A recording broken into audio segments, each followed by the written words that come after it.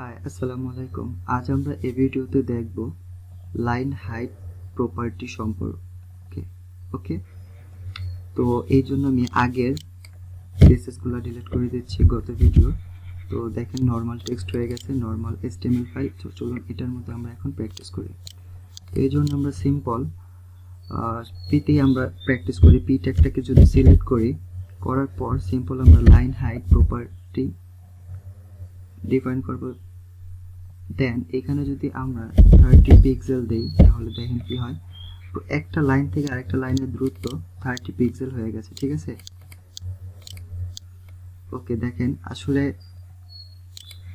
হয়ে গেছে। এখন যদি এটা আমরা 50 পিক্সেল করি, 50 পিক্সেল করি তাহলে দেখেন 50 পিক্সেল হয়ে যাচ্ছে। যদি 100 পিক্সেল করি,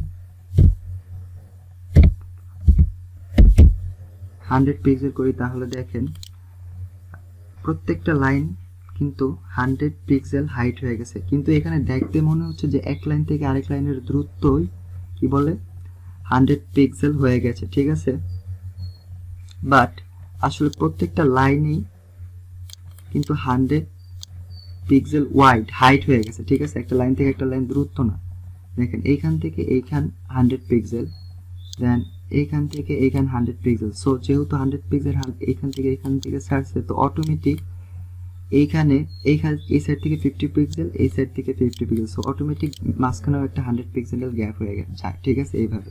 কিন্তু অরিজিনাল আসলে আপনি দিচ্ছেন হচ্ছে লাইন হাইট 100 পিক্সেল। ঠিক আছে, সো এরকম আপনি যদি চান এক লাইন থেকে আরেক লাইনের দূরত্ব কিছুটা ফাঁকা রাখবেন, তাহলে এইভাবে আপনি লাইন হাইট ইউজ করতে পারেন।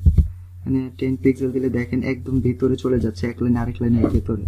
যদি আপনি 5 পিক্সেল দেন তাহলে দেখেন কি হয়, একটা লাইন আরেকটা লাইনের ভেতরেই চলে গেছে। ঠিক আছে, সো এই জন্য ডিফল্ট ভাবে আসলে 10 পিক্সেল 15 পিক্সেলের মতো থাকে। ঠিক আছে, 15 পিক্সেলের বেশি থাকে।